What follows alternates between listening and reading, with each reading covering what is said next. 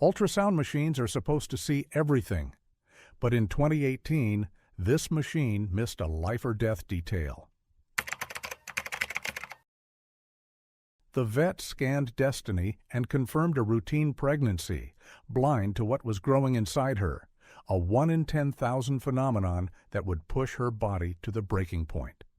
A secret buried so deep that technology, medicine, and human eyes all failed to detect it until it was almost too late. It started on a Tuesday morning in June. Ben, the stable hand, was checking the feed logs when he noticed the discrepancy. Destiny, usually a light eater, was devouring her hay like a wolf. "She eats like she's starving," Ben told Tanya, the owner of the farm. "But look at her. She's hollow." When Tanya stepped back to look at her mare properly, she felt a cold pit of dread form in her stomach. Destiny was changing.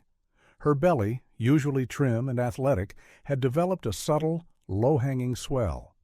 Tanya approached her, running a weathered hand along the mare's flank. Destiny nickered and shifted away, almost protective. "Impossible," Tanya whispered, her hand on the warm curve of the mare's flank. "The stallion," Ben murmured, refusing to meet her eyes. "He got out in April. We thought we caught him in time." The words hung in the air. Tanya looked at the gray hairs on Destiny's muzzle. 19 years old, she thought. Destiny was past her breeding years. Her body was too fragile to carry a new life. Asking her to do it now wasn't a blessing. It was a danger she might not survive.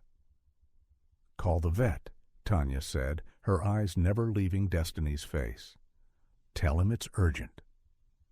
Dr. Aris arrived within the hour. He was the best vet in Devon. He didn't waste time on small talk. He went straight to the stall. "It has to be the stallion," Tanya said, her voice tight as she led him inside. "Ben thinks he got to her back in April, but look at her, doctor. If she is pregnant, should she be showing this early?" Dr. Aris eyed the mare's distended belly critically. "Let's not jump to conclusions. At her age, sudden distension usually points to illness, not pregnancy. It could be severe fluid retention or even heart trouble." He fired up his portable ultrasound machine, filling the silence with a low electronic hum. As he snapped on his gloves, he looked Tanya in the eye. "But we have to rule out the worst-case scenario. If she is pregnant and showing this much this early, it could mean twins. You know the protocol, Tanya. Mares aren't built for two. If we see 2 heartbeats, we may have to terminate one immediately to save the mother." Tanya nodded, her throat dry. It was a brutal necessity. Gasson Farm had been in her family for 3 generations, but 3 generations of love didn't pay the bank. Her brother David had made that clear enough at their last meeting. Every horse on the property needed to earn its keep or go. As Dr. Aris pressed the probe firmly against Destiny's belly, Tanya prayed they wouldn't have to make that choice. The machine hummed to life. Dr. Aris pressed the probe against Destiny's side, searching for a pulse of life. But Destiny was not cooperating. She flinched, stepping sideways and crushing Tanya against the stall wall. "Easy, girl," Tanya soothed, but she could feel the tension radiating off the animal. She's never been like this. "She knows something is probing around inside her," Dr. Aris grunted, fighting to keep the image steady on the grainy monitor. "Help me keep her still, Tanya. I need a clear view." Suddenly the screen flickered. A fuzzy gray blob pulsed rhythmically. "There," Dr. Aris pointed. 1 heartbeat, strong and healthy." Tanya exhaled. "Just 1? Are you sure?" Dr. Aris adjusted the probe, sweeping it left, then right, searching every corner of the womb.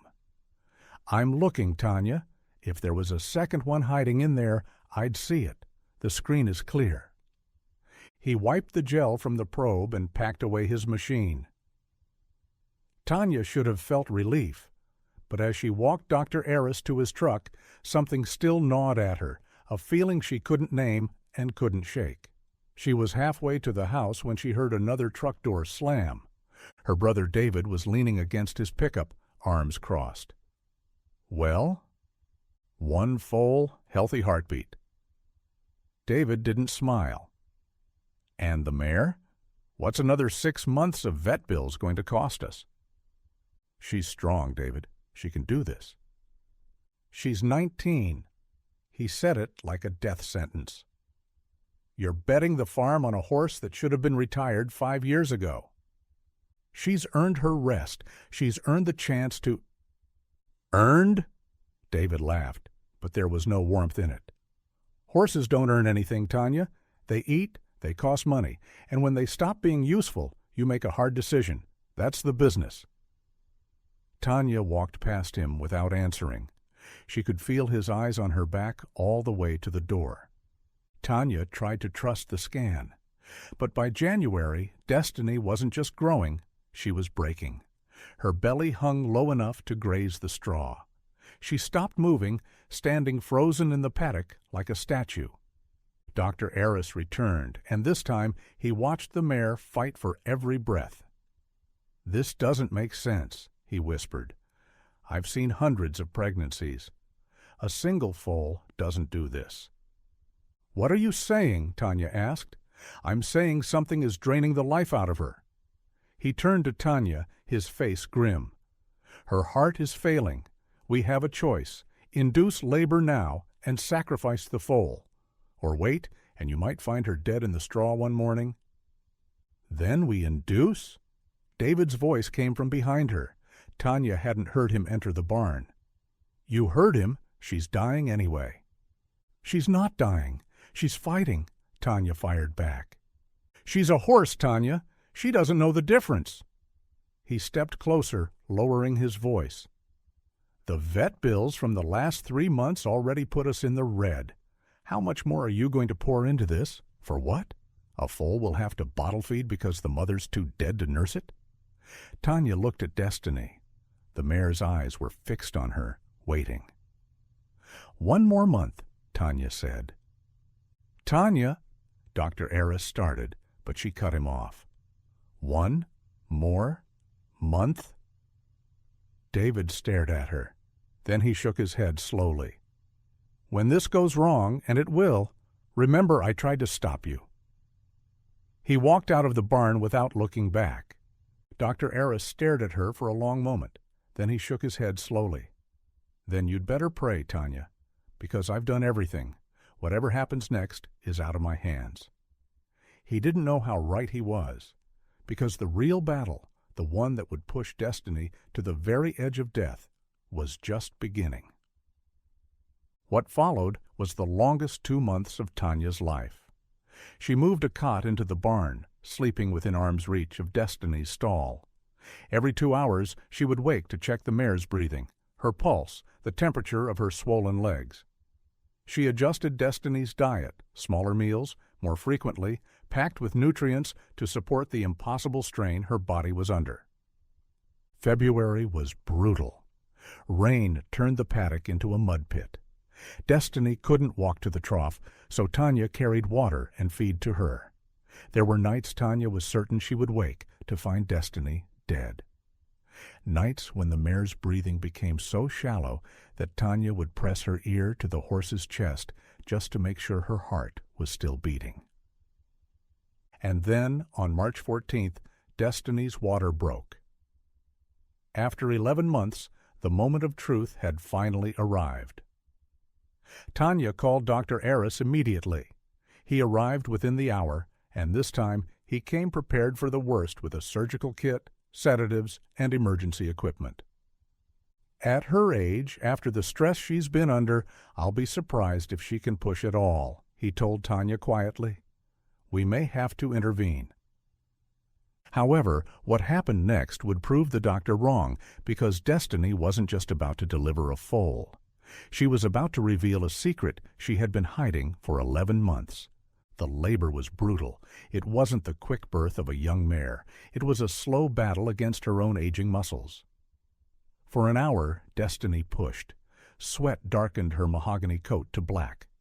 Tanya and Ben were on their knees in the straw, acting as midwives, whispering encouragement, praying that the old mare's heart wouldn't give out. Finally, with a wet slide and a heavy thump, the foal arrived. "It's a girl!" Ben shouted, his voice cracking with relief. She was perfect, a filly with a white star on her forehead and long legs. They would call her Peekaboo, but right now there was only relief. Destiny let out a long sigh and collapsed onto her side, her flank heaving. Tanya laughed through her tears. "She did it, Ben. She actually did it." Dr. Eris checked the mare's vitals, keeping one hand pressed against Destiny's chest to monitor her heartbeat. "Heart rate is elevated, but she's stable," he reported. "She's exhausted. Let's give her a few minutes to pass the afterbirth, and then we can—" He stopped. His hand, still pressed against Destiny's barrel, had felt something. "Tanya," he said. His voice sounded strange. "Come here." "What is it? Is she okay?" Tanya asked. "Just come here. Put your hand where mine is." Tanya knelt beside the mare and pressed her palm against Destiny's sweat-soaked side. For a moment, she felt nothing but the racing thud of the horse's heart. Then, a kick, not from outside, but from inside. "That's not possible," Tanya breathed. Before anyone could respond, Destiny groaned. Not a groan of relief, but one of supreme effort. She was pushing again. "She's contracting!" Dr. Eris scrambled back toward the mare. "That's not the afterbirth. Look!" Emerging from the mare was a second pair of hooves, small and pale, wrapped in their own birth sac. Dr. Eris went white. "My God," he whispered. "There were two. There were two this whole time." Tanya's mind reeled. The ultrasound, the single heartbeat, the months of watching Destiny deteriorate under a burden that seemed impossibly heavy for one foal. It hadn't been too heavy for one foal. It had been exactly heavy enough for two. But there was no time for shock. Dr. Eris lunged forward, grabbing the tiny legs as they emerged. "She's too weak, Tanya. She spent everything on the first one. She can't push this one out on her own." Together they pulled, matching their efforts to Destiny's weakening contractions. The mare's head fell back into the straw. Her eyes, which had been so fierce moments ago, began to glaze over. She was fading. She had hidden the secret for 11 months, carried the impossible weight through winter and spring, and now, at the very finish line, she didn't have the strength to cross it. "Don't you dare give up!" Tanya cried, tears streaming down her face. "Not now, not after everything. Push." For a moment the barn was silent except for Peekaboo's cries. Then Destiny lifted her head. She looked at her firstborn, then at Tanya, and she pushed. Not a weak push, but a violent full-body contraction. The vet grabbed the foal's legs. Tanya grabbed the other side. They pulled as Destiny pushed, and the second foal slid into the world. He was smaller than his sister, a colt, his coat slick and dark. He lay motionless in the straw. "Is he dead?" Ben whispered. Tanya didn't answer. She grabbed a rough towel and rubbed the colt's chest vigorously while Dr. Eris cleared his airways with practiced hands. "Come on, little one," the doctor muttered, his voice cracking. "Your mom didn't hide you for 11 months just for you to quit now. Breathe." Tanya scrubbed his ribs hard while Dr. Eris cleared the airway. The colt jerked. He sputtered, shook his wet head, and let out a sharp, tiny squeak. Dr. Eris didn't move. He just sat there, looking at the two foals, then at the 19-year-old mare watching him. "She hid him," he whispered. "She actually hid him." Tanya crawled over to Destiny, stroking the mare's sweat-soaked face. "She knew, Doctor," she said softly. "Maybe not consciously, but some part of her knew that if you found him, she might lose him." They named the colt Whoopsie, the little surprise that Destiny had guarded with her life. The barn door creaked. David stood in the entrance, his face unreadable. No one spoke. Peekaboo wobbled toward her mother. Whoopsie sneezed and shook his wet head. David looked at the two foals, then at Destiny, then at Tanya, still covered in sweat and birth fluid, kneeling in the straw. He turned and walked out without a word. News of the miracle twins leaked out of Exeter and swept across the country. It wasn't just a local feel-good story, it was a medical anomaly. Veterinary journals wrote about the statistical impossibility.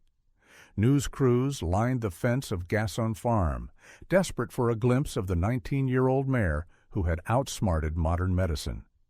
When a reporter finally asked how Destiny managed to carry two foals for 11 months, Tanya didn't talk about diet or medicine. She looked out at the paddock where Destiny was watching her twins race against the wind. "She knew," Tanya said softly. "She knew that if we saw that second heartbeat, we would have stopped it. So she took the pain, she kept the secret, and she waited until it was too late for us to interfere. That isn't just biology. That is a mother protecting her own." Destiny lived another 3 happy years at Gasson Farm, watching her twins grow into strong, healthy horses. She passed away peacefully in 2022, leaving behind a legacy that science still can't fully explain. Today, Peekaboo and Whoopsie still run through those green fields in Exeter. They are living proof that sometimes the experts are wrong, and sometimes a mother's love is the most powerful force on earth.